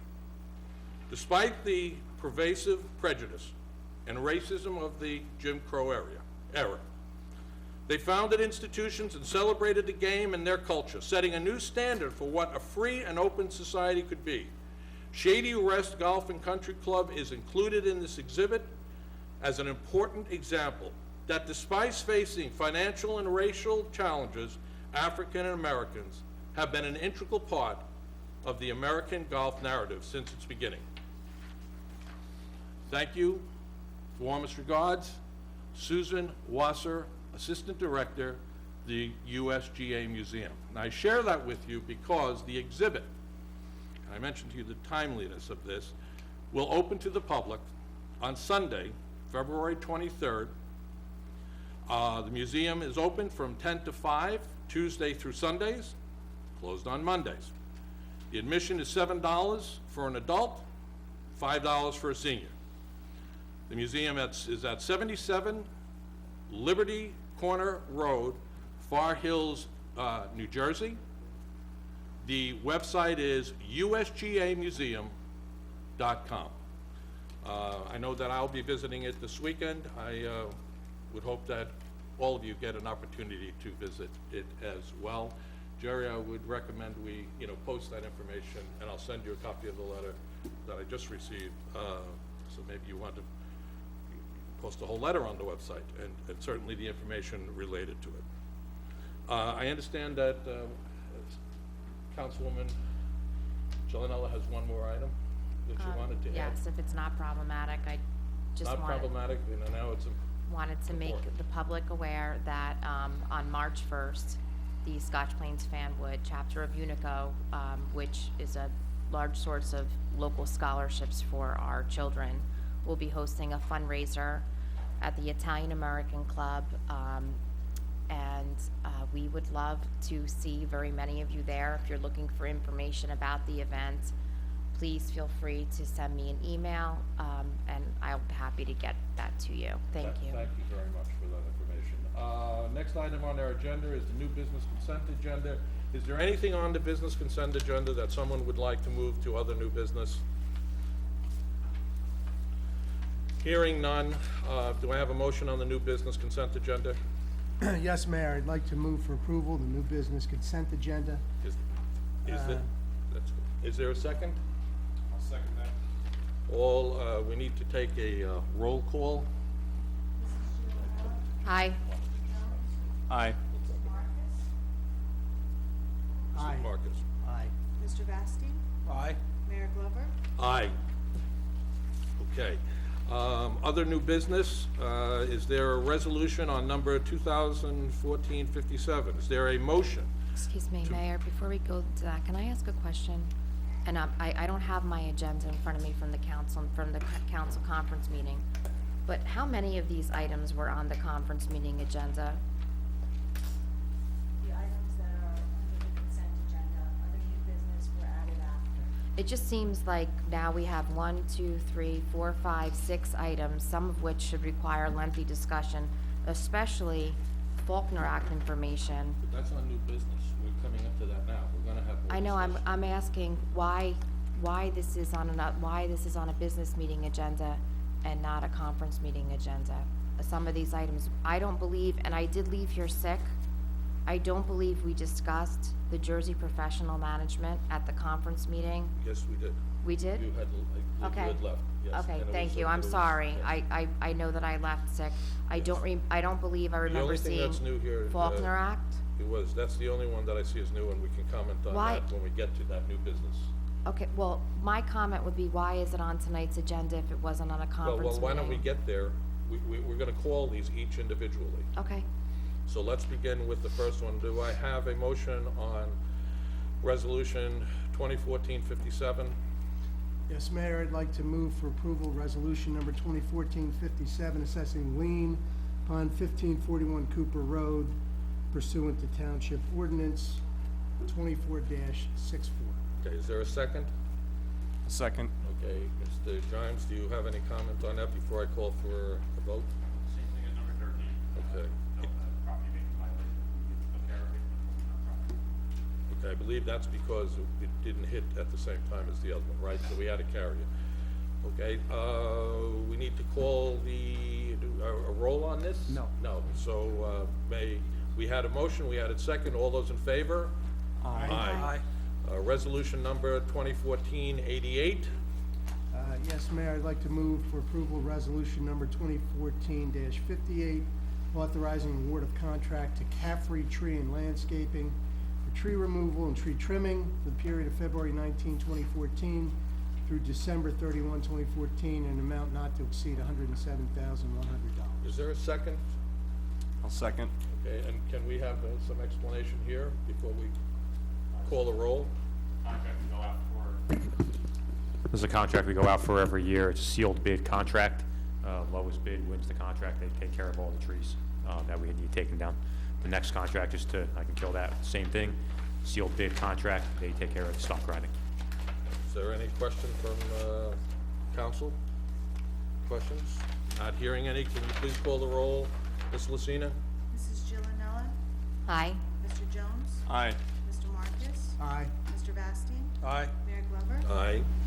Resolution number 2014-59, do I have a motion? Yes, Mayor, I'd like to move for approval resolution number 2014-59, authorizing award of contract to High Tech Landscapes, Inc. for stump grinding services for the period of February 19, 2014 through December 31, 2014, in an amount not to exceed $31,900. Is there a second? I'll second. Mr. Gimes? Same as the other one, sealed bid. Okay, sealed bid. If I may just add something here, we discussed weeks ago, the stumps that are on Cooper, Todd, Martine. I don't think that's ever been, I've never gotten any feedback from you on that. So hopefully I see them grinding stumps. Maybe we can have them do that. That said, we had a motion, we had a second. Can you call the roll, Ms. Lucina? Mrs. Gianella? Aye. Mr. Jones? Aye. Mr. Marcus? Aye. Mr. Vastine? Aye. Mayor Glover? Aye. Next item up is the resolution 2014-60. Do we have a motion? Yes, Mayor, I'd like to move for approval of resolution number 2014-60, amending the 2014 temporary budget. Is there a second? I'll second. Thank you. Mr. Gimes? Local budget law allows you to introduce a budget not to exceed 26.25 of your prior year expenditures if you haven't had a budget passed yet, which we don't. We're probably like every other municipality in the state at this point doing this. Normal operating procedure, correct? Thank you. We've had a motion, a second. Roll call. Ms. Lucina, would you please call? Mrs. Gianella? Aye. Mr. Jones? Aye. Mr. Marcus? Aye. Mr. Vastine? Aye. Mayor Glover? Aye. Resolution 2014-61. Do I have a motion, Deputy Mayor? Yes, Mayor, I'd like to move for approval resolution number 2014-61, appointing Jersey Professional Management to facilitate and coordinate activities of the Shared Services Coordinating Council for a fee not to exceed $2,200. Is there a second? I'll second that. Okay, we had a discussion last time, but you were not present. Mr. Gimes, do you want to just give your comments again? The discussion was brief in executive session. Straw poll of the council the majority seemed to indicate they were interested in continuing with the contract. I gave my views at that time, and the majority request that it be on the agenda. Okay, I mean, I just, would like to make a comment, Mayor, just to say that this, It's just your time. while it's not a astronomically large amount of money, it's $2,200. I had the pleasure of serving on the Shared Service Coordinating Council. While I think the council is of incredible value, and obviously any opportunity we have to work with the school district and to work with the town of Falmouth Shared Services, I do not see what the Jersey Management Professional Corporation is bringing to that. I think with the level of professionals, you being one of them, that we have working for us, we have very competent people in Famwood, in the school district, and here, and I voiced these concerns prior to Famwood adopting this and the school board adopting this. Last year, we got here late to the game and there was conversation, well, Famwood had already approved it and the school board had already approved it. What I'm trying to really understand is, if we don't vote to spend the $2,200 in this way, to literally pay somebody to schedule a meeting and write minutes, that's $6,000 a year, $6,000 plus dollars, $6,600 this company is making. Will they not give us a seat at the table? I mean, what is the message we're getting from the school district and from Famwood? I can tell you, when I had a meeting with one representative from each person after our last shared services meeting, I had asked them, what their point of view was, and they made it very clear that their respective governing bodies were in support of this. As to far as whether or not, Are we uninvited to the meetings, is what I'm asking, if we do not agree to spend $2,200 for someone to schedule a meeting, send out an email reminder, and send out minutes? I think I can answer that. I don't know. Go, Jerry? please. Jerry, I think I can answer that. First of all, while I may have agreed with you at one point, I don't necessarily agree with you. I think it's well-spent money. It's not a lot of money in the scheme of a $28 million budget. I mean, the fact of the matter is, TV 34 is up and working. One of the real benefits that we got out of this last year, working collectively with the Board of Education and with Fanwood, we developed a bid specification, we got it out there, went through the process, and today, after 8 years, it seems that I've been on the council, I think we have a reliable vendor who supports, TV 34 and TV 22. And I understand Fanwood is going to be using them as well, although maybe I shouldn't say that right away, but I believe that happens to be the case. The answer to your question is no, I don't believe we'd have a seat at the table. I think for $150 a month, I don't think it's just simply taking minutes. Although I can understand maybe why you might feel that way, but I think we've been the recipient of some real good benefits, and for $150 a month, to keep that dialogue going, recognizing that we've had real value-added service provided to us vis-a-vis the Duke Media Company, I would encourage us to do it, and I think that was the consensus last week when, regrettably, you left it. Can I make a comment? Please. What I would like to say about this is that I hope that encompassed in the services that are being provided by this this firm, Jersey Professional Management, that there is discussion and there's actual resolution of the precise issue that was brought up by two of the folks that came up to the microphone at the beginning of the meeting, and that is issues regarding 100% right. Parking at our schools, because as most of us know, I mean, a few years ago, we had a major issue going on at Brunner School, and there are issues at, probably just about every school in Scotch Plains regarding the parking. And as the two residents who came here tonight commented, one about McGinn, as Councilwoman Gianlanella has indicated about Brunner. I mean, these are ongoing problems, and if this... Yes, this facilitates that. Yeah, I mean, if this organization is here to coordinate activities for shared services between the Board of Ed and the Township and Borough of Fanwood, I hope this is an issue that they really address, because, they did come to the right place, but we need to resolve these issues with the Board of Ed. And in addition to that, as the recreation liaison, you'll know that they actually serve to bring our recreation group together with the Fanwoods, with the Board of Ed, as to a major conflict, as you may know, as you certainly know last year, regarding the allocation of fields even within our town, to make sure that it was well handled. And to your point on parking issues, I mean, it was this group years ago that brought to the respective councils the need to even issue permits over at the high school because of how horrific the parking had become. So there's look, respectfully to both of you, and I understand, I agree with every single point that you've made about the value of the work that this committee does.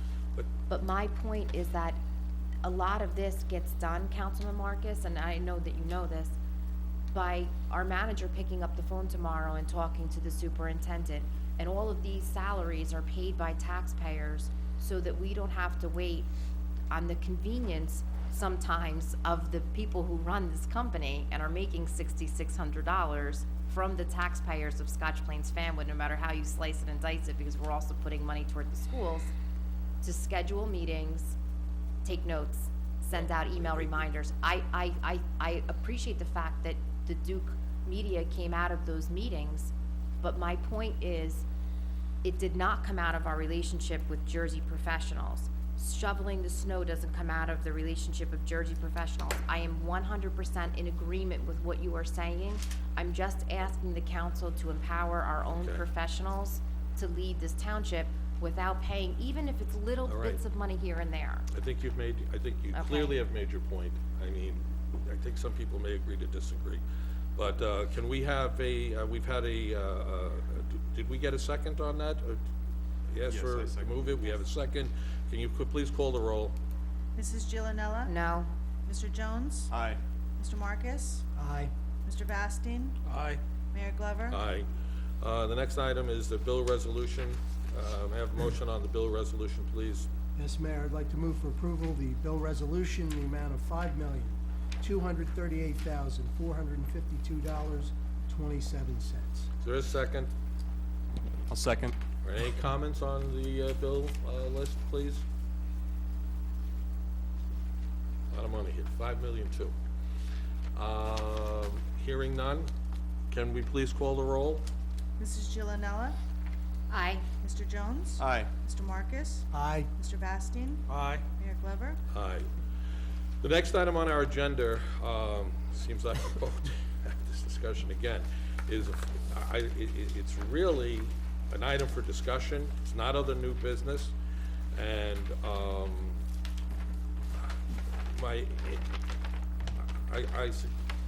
what I've listened to tonight, I believe that this item is more applicable and be better, discussed at a conference meeting, where we can get some information in advance of it from you, Mr. Giants. I understand one of us put it on there, but my recommendation would be to table it to our next conference meeting. So I'm certain there's a lot of good stuff we can talk about, but I'm not prepared to talk about it. And I wish I would have liked to have more information, as we've requested in the past before we discussed it. So I'm gonna make a motion to, not to put it off, to postpone it, or to table it until our conference meeting when we can be better prepared to discuss this, because I don't know what it is. So I made a motion to postpone it. Is there a second? I'll second that motion. I would like to see this as part of a conference meeting agenda. I think it's a lengthy conversation. I think it's on, okay, I have something else to say, but we'll wait till we do. Do we need to do a roll call vote in this? Well, there's a motion, there's a second, so it would have to be discussion and then. Yes, it's time to discuss. I've given my reasons for doing it. I'm not saying we shouldn't do it, I don't think it's to be done tonight without preparation. I would love to have a public discussion about our form of government, because I think it's very important. Here, for example, we had a person who came to the microphone this evening who is very well informed about the government and very much a participant in Scotch Plains government. But one of the comments is, things like, if the snow doesn't get removed, I won't vote for you. And in reality, as much as the 5 people sitting up here would love to go to that person's home and shovel the snow ourselves, we don't have the right to do that. And I think the public would be very well served. I just would like this to be part of a conference meeting agenda where we could really have more lengthy discussion. And Jerry, I also know that you, this was the subject of your thesis, yes? Yes, just so we're clear, and I agree with you, I think that would be a good idea. Could we ever get a copy of your thesis to read? I'm not being coy. No, My I know. understanding is that you have a very in-depth knowledge and I would enjoy reading the studying that you did, so I don't have to redo it myself. Dig up my files, it was a while ago. Okay. But this wasn't a generic discussion of the Faulkner Act. Councilman Marcus reached out to me to talk about two very specific points that were of concern to him. So I didn't put this, well, Councilman Marcus requested it on the agenda. I put it on at his request because he had two very specific items that he wanted to talk about, and I'll leave that to him to discuss further, but it wasn't, although I agree with you, I think that's a good idea for a forum, that really wasn't the purpose of the discussion. So, And I get it, the council you know. talking. Do you have any other comments on that? Well, I don't know what Councilman Marcus's specific points are, but would that be something that you would be agreeable to? I don't wanna have a council member ask to have an item on here and then say, how, you know, I'm just saying, could we do it in a slightly, although that's a topic, I mean, our conference meetings are equally as formal, but. Well, if Well, we can, and if it's a matter of televising, we could televise the That's next it. conference meeting That's if it. that'll satisfy you. That is it. I mean, in a nutshell, you know that. No, you've made that point over before. the I'm years, with you.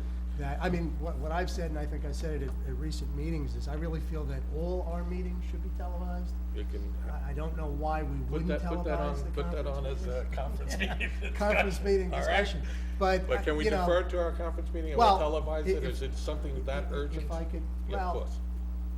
whether it's urgent or not, We can televise That's the next debatable. conference meeting, we have it in the contract. that's great, because I felt that this was something that should be discussed on television so that for those who can't attend our meeting, they can hear the discussion. Because I think it's important, because I think it affects every person who lives in this town, and specifically anybody who lives in this town and votes.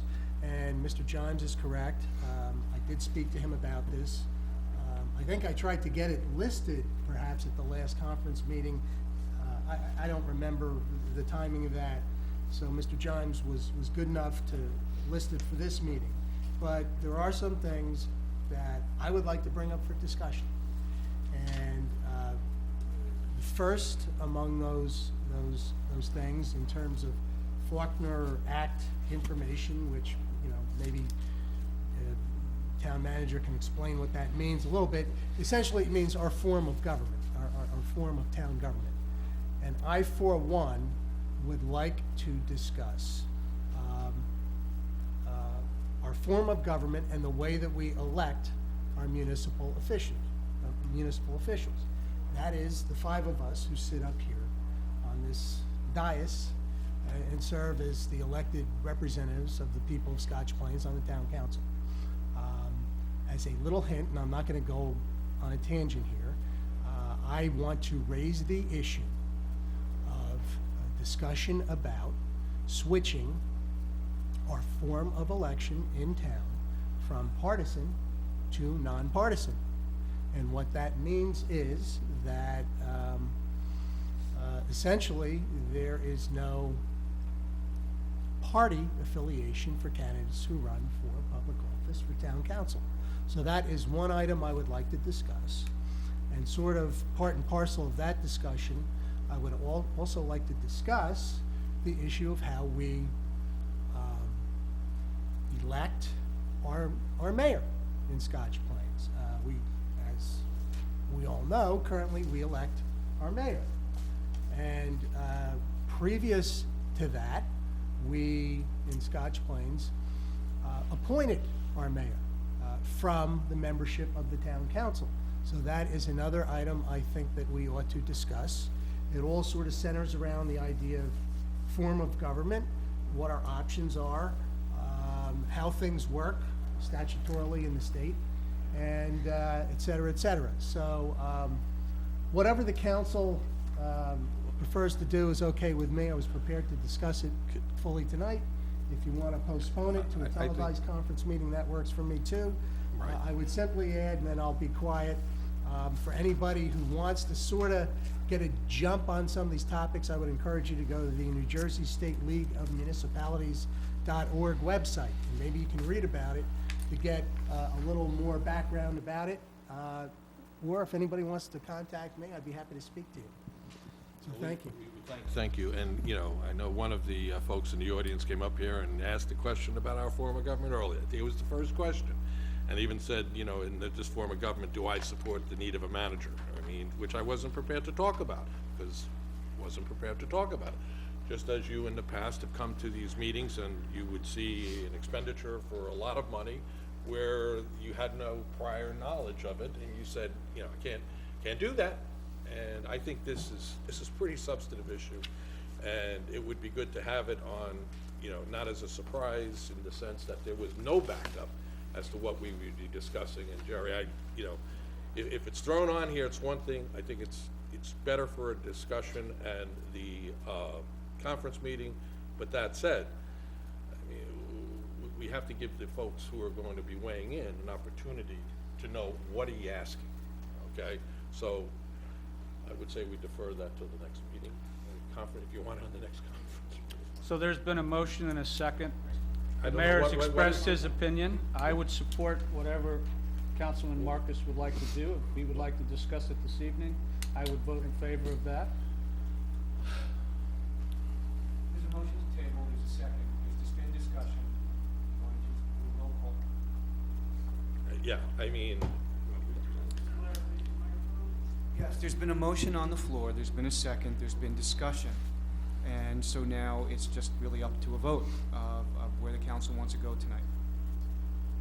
okay, I think we've all, you know, well, I don't know if we've all expressed it. As I said, I think, professionally speaking, we shouldn't have things sprung on us, but it's your decision to go forward with it or withdraw it until we can have a chance to. There's a motion Discussion. and a second, and He it's also time has for the a right, vote. he I also would has like the a right to roll call withdraw vote. it, Councilman. We He don't also have has the right- opportunity to lobby him Excuse in the me. process. We're not live. Mr. Lair, please. Look, now it's time to, if Mr. Marcus wants to make a statement, if he wants to, I would it's up to simply him, ask but there's been a motion and a Anyone else second. has any further comments? I got no other comment, no.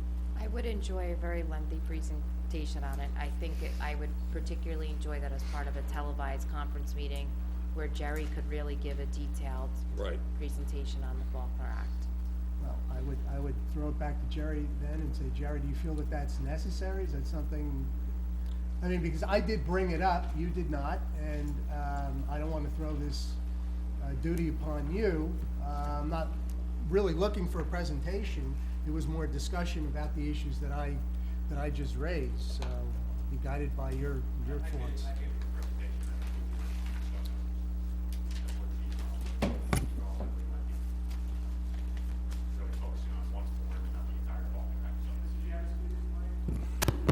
Guys, we have two Why don't we microphones. buy another Can we mic? not- I know, I mean, It's unbelievable. it's a serious question. We do this at every meeting. If there's two microphones and two people, can't we just move that microphone over there? That would make sense. Yeah.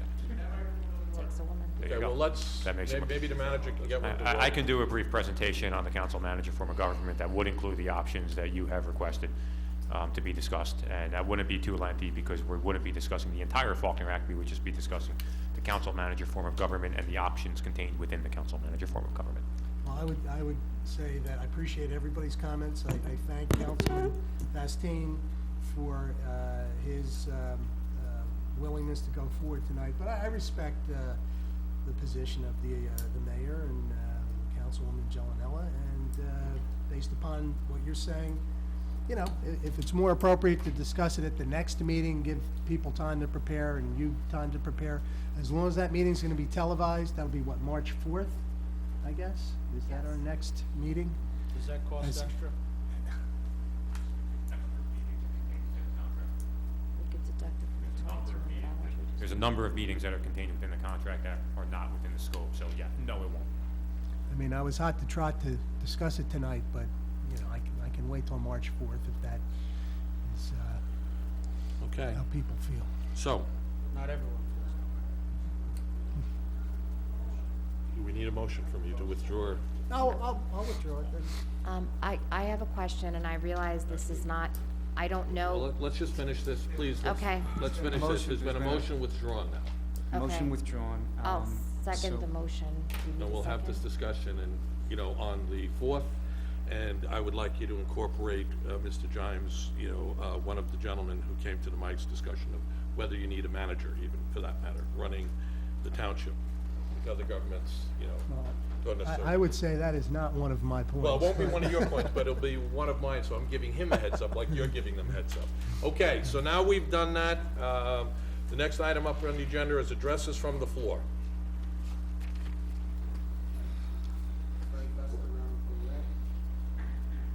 I heard from our esteemed Deputy Mayor when he gave his report. We have a Recreation Commission and we have a Recreation Department. Are they one and the same? Well, it's a very good question that we've wrestled with, Mr. Jimes. The Recreation Commission is the commission who appoints the Recreation Director, who runs the Recreation Department. They're similar, but they're different. I mean, they're, you know, the director is an employee of the commission. Does the Recreation Commission, the head of the Recreation Commission, receive a paycheck from this council? He receives a paycheck from the governing body, or from the township government, yes, but he is an appointment of the Recreation Commission who has the autonomy, has full autonomy in his hiring, and he reports to them. I think Mr. Festa was asking a different question. I think Mr. Festa was asking if the commissioners were paid. Is that the question? That's the next question. I'm just trying to get my hands around, or my brain around, whether this person actually answers to this council. Is this the only person that doesn't answer to the council? Well, I mean, from a practical standpoint, no, because the form of government, they answer to me. But okay, no, he doesn't answer to me directly. He does not report to me like a traditional department head. He reports to the Recreation Commission. Now, with that being said, you know, it works well. I believe me, I'm not, you know, I have no concerns over the issue. So, but no, if we have a commission under the state law, they're a commission. They have autonomous powers. I appoint the commissioners. So there's your check and balance right there after my appointments as they come and go. But no, it's a commission that's autonomous, and they run the recreation department. Thank you. So I have an address. Do I need to go to the microphone, or can I ask a question? One of the things we are running so well tonight. One of the things we discussed in the past was making our conference meetings more conducive to discussion. It's unfortunate because of the layout of the building. While I think the council functions better upstairs at the table, I think that that room does not lend itself to televising the meetings well, or for public viewing of the meetings. So there had been discussion of possibly arranging these tables differently. Yeah. To me, I think it's very, there's a lot of duplication between the conference meetings and the business meetings. I do think we do need to add a comment section to the business meetings, but I think the conference meetings really need to return to a form where there's conference and there's conversation, and members of the council can look at each other, and the public can also be present. Is there is there a way to possibly arrange that with this here? Could we try it at the next conference meeting? Yeah. I think they looked at that, your temporary predecessor, and it doesn't work down there. There's just not enough space to line up the tables and put people on opposite sides. It just, you can take another look at it. I'm just giving you the benefit that someone that was looked at. But to your point, I don't disagree with you. I'm just saying I don't think it fits there. At least that's what we were told. Unless we want to get a 2-foot table. I just am wondering if there's a way that we could maybe look at that again. I don't remember hearing back on that issue. You may have had the conversation. So if we could just look into that and maybe explore some options, I appreciate that. Before the next conference meeting, since this room is in need of some work anyway. Okay. The next item up is we have executive session, but before we go there, it is a public meeting. Anyone, we've heard from the public in the chamber. If someone would like to address this council, they can do so now at 908-322-2787. 908-322-2076. That number again is 908-322-2076. So we'll wait to hear if we get a phone call, and following that, we will move to executive session temporarily. I have a question on the executive session. Let's wait a second on this one. Conference chambers. Hello? Hello, Tom Donatelli here. Tom Donatelli, hello. 123 Jack Circle, Scotch Plains. Yes, sir?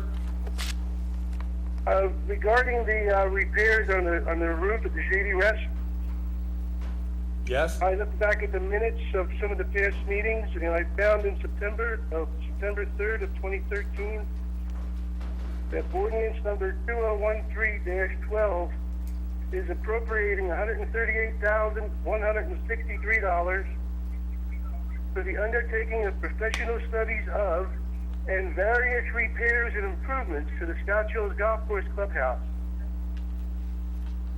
So I'm just wondering if that means that that roof should be looked at and repaired correctly under this ordinance. Thank you, Mr. Donatelli.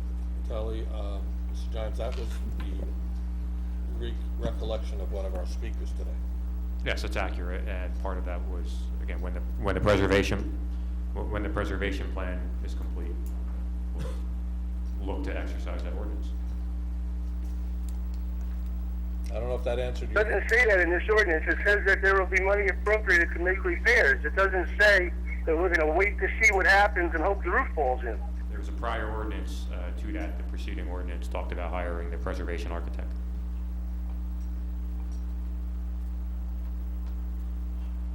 Well, what was this ordinance about? Can you get it somehow? Can you get somebody to read out that ordinance to you? And what was voted on? The ordinance is how you said it, but the prior ordinance to that, quite possibly the number exactly preceding that, was an ordinance a resolution hiring the preservation architect, and the scope of the services in that preservation architect was to examine the roof and all of the structural issues within the building. The ordinance hiring the public architect, but it was in September 17th. And why was money voted on to make repairs? And did the ordinance on September 17th say that the ordinance of September 3rd is being rescinded? It's an appropriation ordinance. That doesn't necessarily mean you're spending money. It would just, the general consensus of the council was it seemed logical to wait for the preservation architect to do his report before undertaking any repairs. Well, let me just ask you one question. As somebody who's running a township, if your roof was leaking, would you wait for the architect to say, oh, we're going to repair your house somewhere down the road? Or would you get your roof fixed? If I thought the roof was in imminent danger of collapsing, we would be fixing it, but I don't think we're at that point. I think we can wait for the study of the preservation architect is what was in the scope of the services.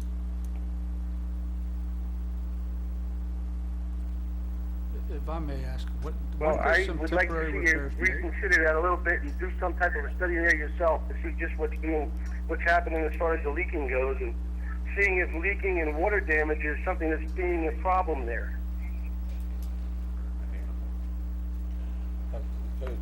Mr. Donatelli, the manager's made his point. I believe Councilman Vastine, do you have a comment? I thought that we had made some temporary repairs to the roof to stop the leaking. The question was never would we stop the leaking, it was, are we going to replace the roof? Temporary repairs happen. And temporary repairs have been made prior to this winter to prevent further damage. Actually, there was something, you're correct, there was some confusion, I remember, because those repairs happened to be immediately after that ordinance, but it really had nothing to do with that ordinance. It was just the normal course of business.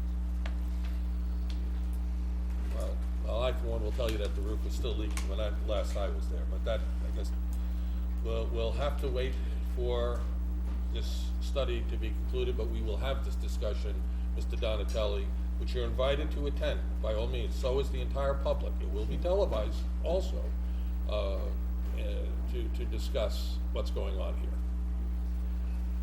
Do you have anything further, sir? Thank you very much. No, thank you.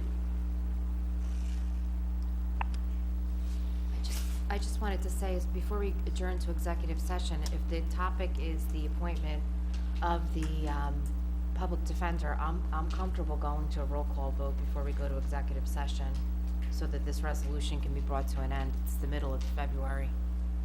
We've had executive session 3 times on this matter. I will just Is the council prepared to move forward? If you want to make a motion and there's support for it, I mean, there's no need for executive session. Well, I would make a motion to nominate Eric Morel to be the public defender. Mr. Morel has served. I would second that. Mr. Morel has served us. He was not given any evaluations or feedback during that time. I would say that if the feeling is that our court system had not been functioning properly in 2013, inconsistent with all prior points that I've made, it's up to those who we entrust to really oversee the township to ensure that things are happening properly and people are getting timely feedback on their job performance. I believe Mr. Morel is dedicated to the position and cares deeply about the town. I'd like to see him continue in that role. So on that basis, is there any other discussion? Well, By all means, and then we'll the take only it. thing I don't mean to, this is not a sarcastic remark. This is a factual remark, and it's reality. We had 3 town managers in 2013, including our present one. And, you know, that is, I think, a very good reason why the township is not going to run the way that you would hope that it would run, and in terms of the administration and handling of personnel. And I'm not suggesting anything with regard to Mr. Morel, but I'm saying that was the reality of the situation. You have 3 town managers within a calendar year, and you're not going to have a proper administration of the town functions. So your comment? that's my comment. As far as Mr. Morel, I'm prepared to vote. Is everybody prepared to vote? Well, I would suggest, if I may, the argument that he was not given any feedback or job performance and therefore should be given a second chance is somewhat of a false argument, given that the year before every service provider was summarily removed, including our township attorney. Were you ever given a job performance or evaluation as our township attorney prior to being asked to not come back? So I think it's kind of a false argument to make. You can obviously choose to vote for whoever you want to. And I think. But, excuse me, Mayor, no one interrupted you. No, thank you. So I think that that's not the right or necessarily appropriate or equal measure for why you would want to continue supporting someone or not. My concern is that I've gotten a great deal of feedback that our courts are mired down and that there is not a very smooth and functioning court here in town over the last year. That's my concern. Now, if they can figure out a way to address those problems, Godspeed. But I know that the other alternative that is available to us was a part of the court system previously, and I never once heard that we had a very laborious and tedious docket here in our local municipal court. I've even heard that a suggestion was made that they go to 2 days of court versus just 1 in order to make up the deficiency. But having said that, if the majority of the council is in support of Mr. Morel, it's not a problem to me. I wouldn't make my argument based on a false premise that anybody who is an incumbent should be given a performance review in order to decide what kind of a level of quality of job they did. Thank you for your comment. And is there any other comments? No comment.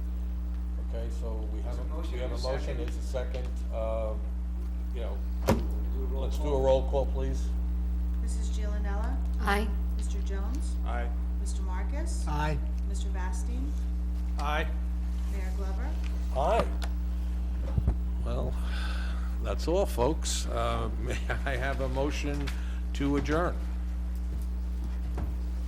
I have a motion to. Mayor, I'd like to make a motion to adjourn the meeting. Is there a second? Second. All those in favor? Aye.